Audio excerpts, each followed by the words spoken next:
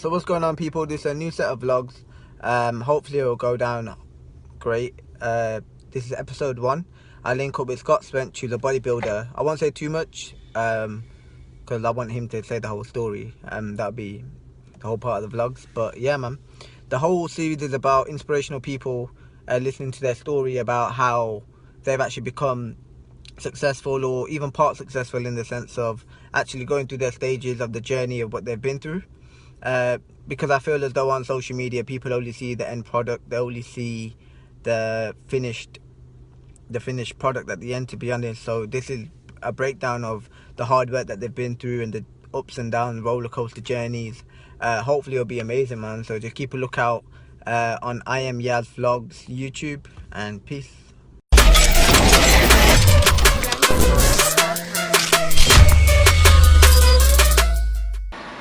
Cool, man. So we're here today with Scott Swench. First of all, if you'd like to introduce yourself. Yeah, so my name's Scott Swench, at Scott_Swench on Insta.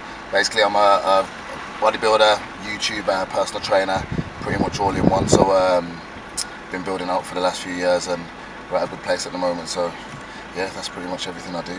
That's good, man. That's good, man. So the main concept of this whole vlog, video, interview, whatever you guys would like to call it, is I've been following Scott for a while now, and the main reason behind why I picked Scott is because he's actually made his dream into a reality, in the sense of his story. He had a dream on the side, something that he would love to do. He's not while he was working, he's always thought, you know what, this isn't really for me, and always wanted to pursue his passion. And he's actually now he's at that stage where he's actually living how he wants to live, not under anyone else. And the main reason was because there's a lot of people out there who want to follow in your footsteps, man. So I'm sure they'll love to hear your story, man. So go ahead and tell your story, mate. Yeah, so I mean, pretty much I've always worked 9-to-5 job, and initially the whole fitness thing, it wasn't really a priority. It wasn't something I was into like as much as I am now.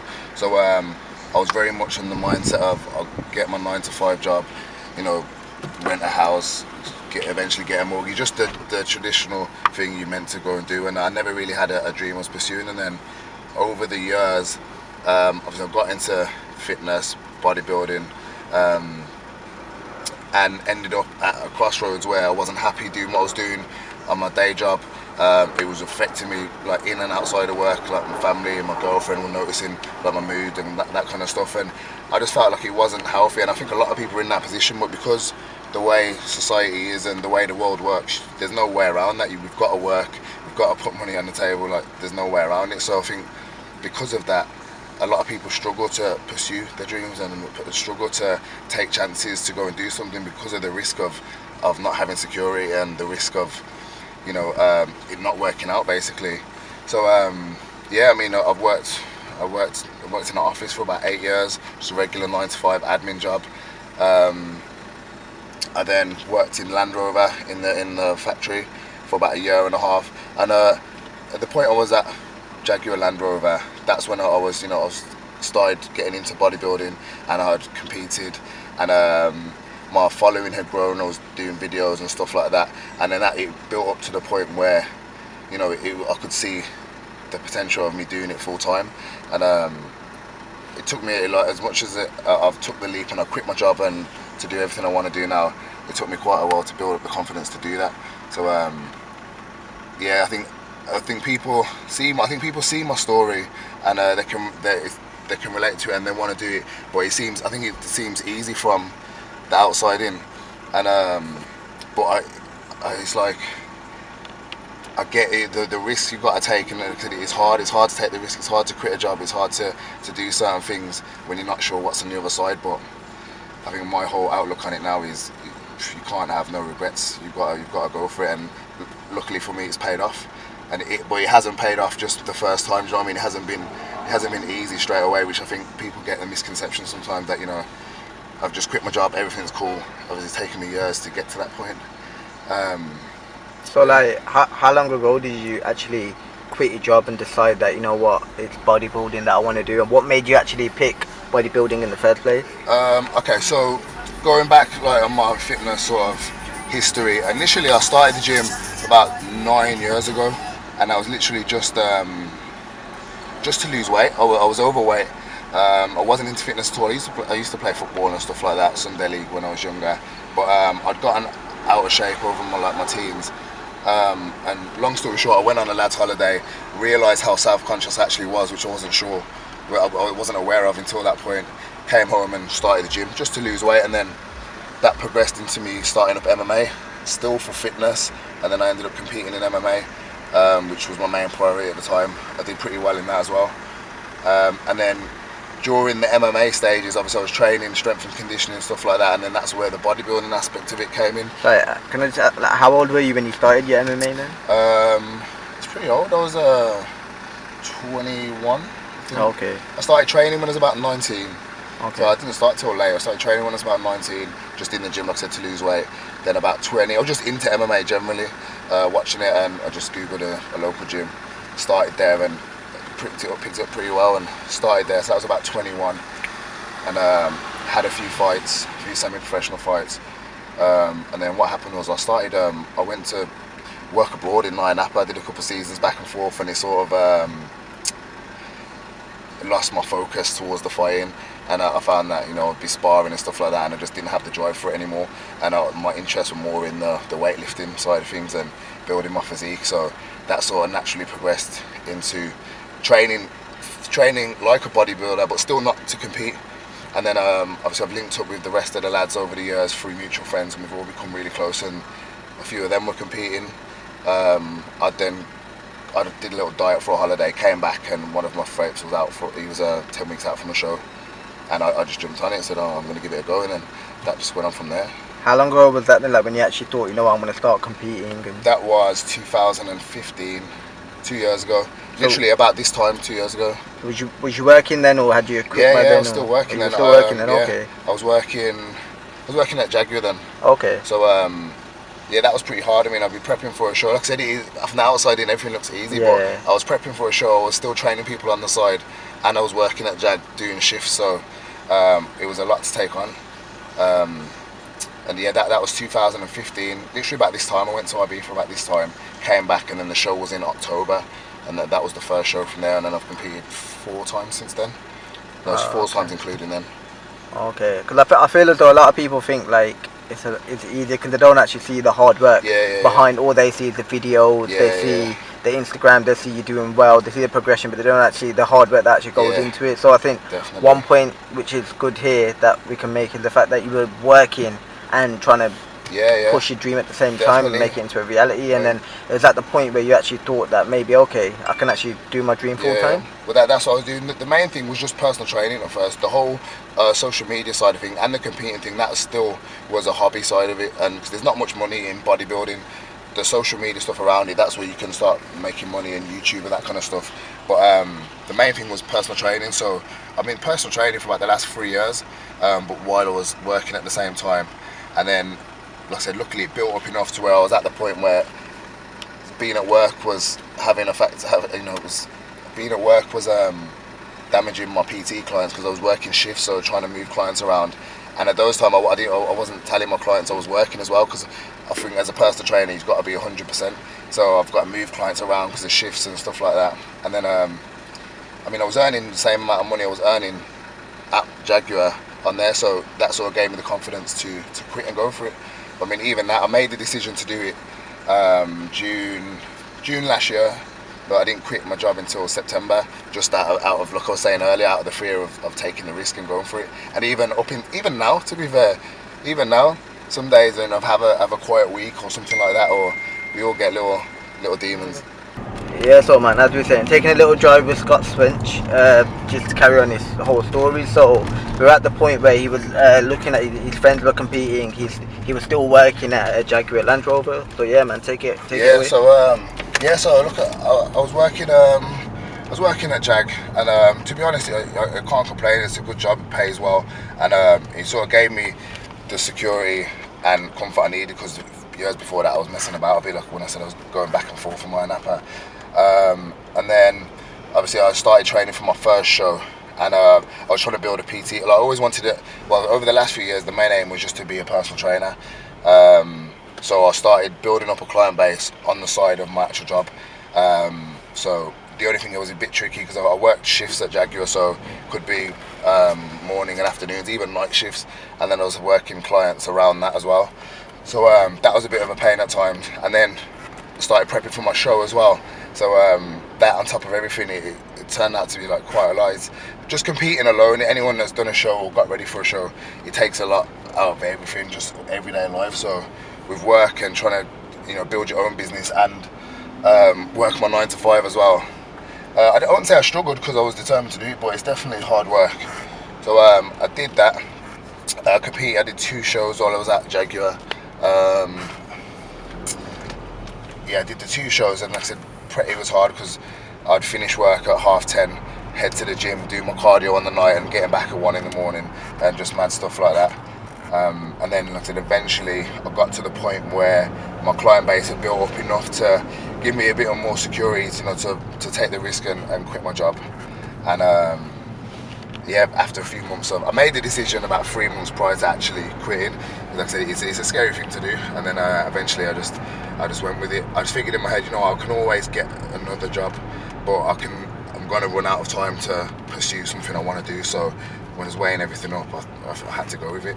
Yeah, definitely, man. So just to make the point clear, in the sense of you made sure that you was actually getting money from what you wanted to do, then quit your job. Yeah, I always try to make a point of it in my videos, because people follow my story and they get it, but the whole thing with taking a risk, quitting your job, pursuing your dreams, that's all good and well, but you've also got to be realistic with it. You know what I mean? So if you haven't got any security or savings or some kind of financial security to take the risk, then you have to build out first.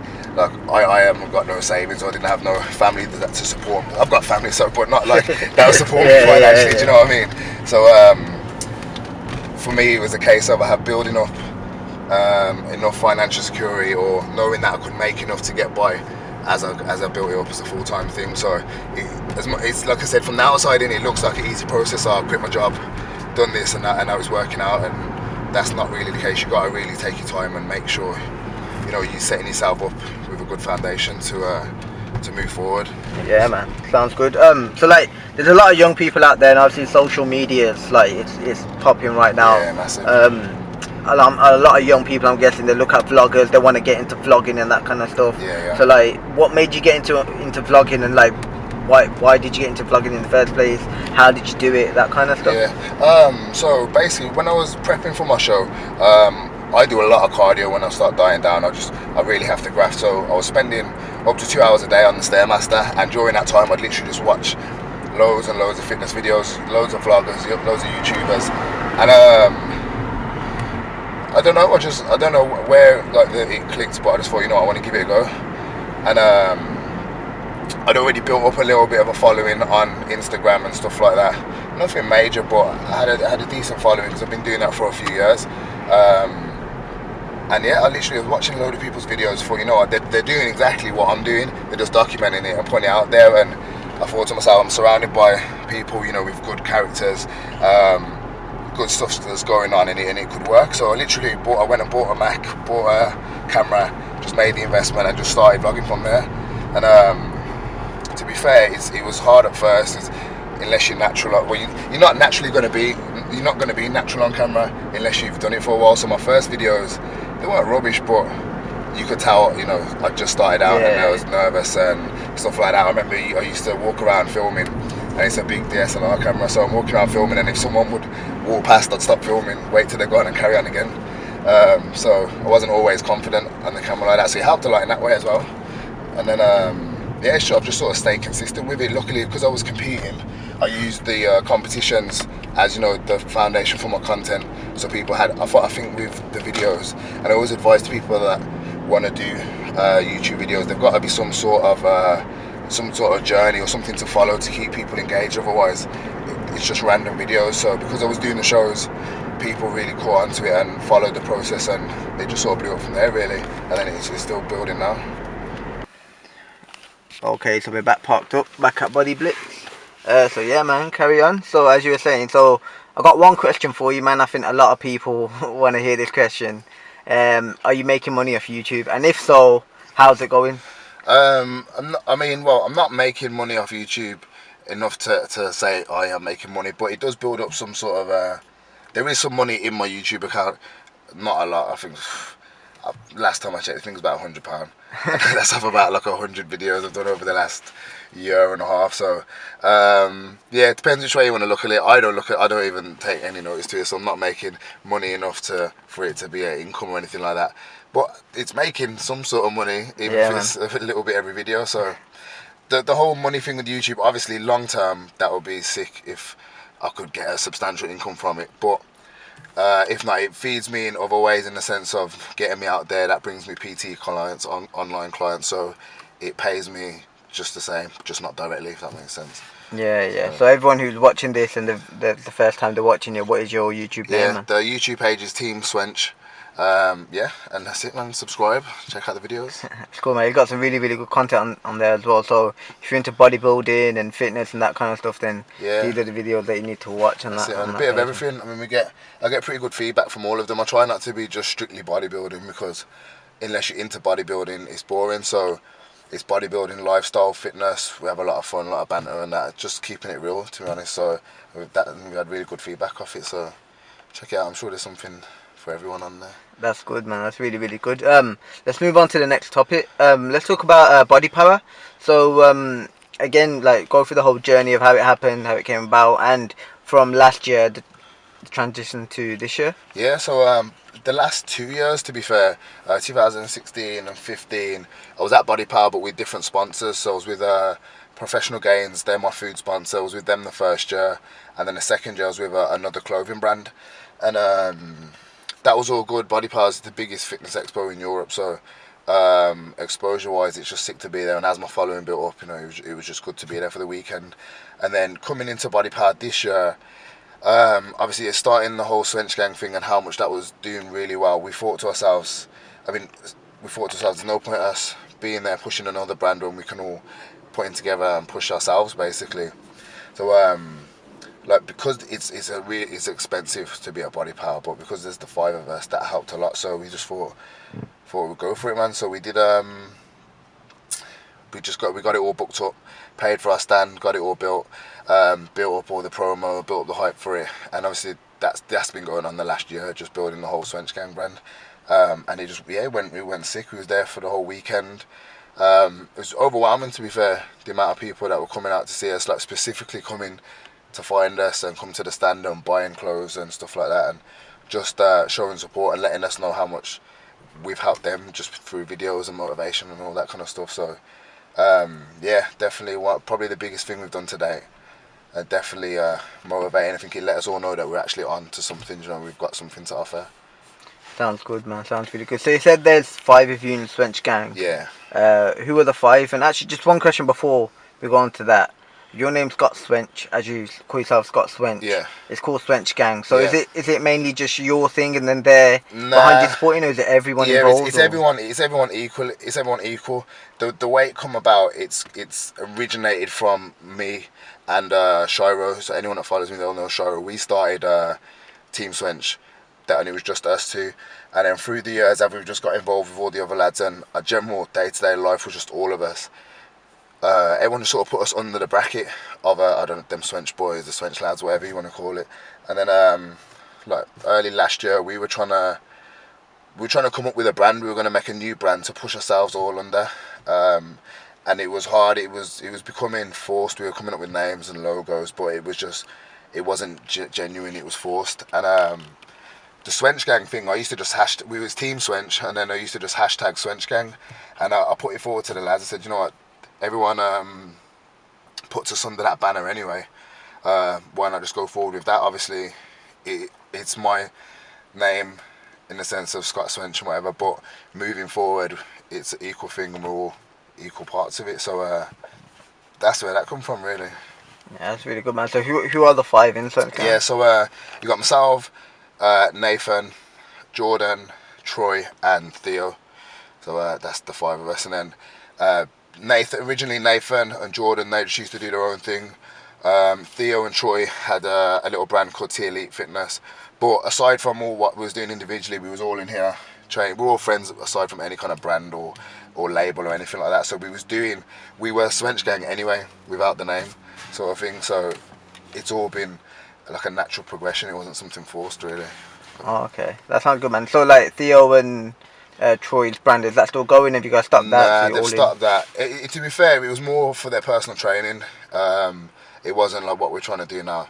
It was just for their personal training business, so they were working together, and so they've been like lifelong friends. So that was just something they were doing for that. But yeah, that's non-existent now. Okay, man. So you've come a long way, man. It's been really, really good to meet you. So like you've come this far.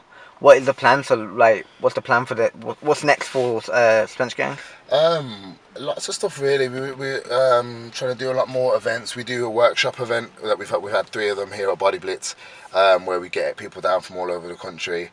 It's just a big like open session. We get a DJ and get our sponsors down, do a lot of competitions, giveaways. Just like a good, it's like a like a community sort of day sort of thing. But everyone comes down and it's fitness related. So that's been going really well and getting bigger each time. So we got a few of those planned all over the country. And then just generally, we're all competing as well. We all compete towards the end of the year, and we're all working on our YouTube channels. So that's gonna. I find the YouTube always is the foundation for everything, because that's where people follow. So that's gonna hopefully go well. I started my series leading up to my show yesterday. To be fair, I put my first video out. And then quite a lot of other stuff. We've got some talks with some bigger brands to represent them maybe. We do the nightlife stuff as well, so we've got some international bookings. Like we're doing a lot of things really. So it's looking good. It's really good, man. Where's your international booking? So we've got a night. Basically, quick history. We're all promoted doing club nights in the past. Like I've worked out in Iron Apple for a couple of years. The lads have done a lot of nightlife in Birmingham, so that sort of just followed us, as we know a lot of people. So we've done a few nights here in Birmingham, and the 3rd of July and the 4th we've got a night in Iron Apple and a boat party in Iron Apple that we're hosting. That's our own party, and then the following week we're in Zante for a few days, doing a night there as well.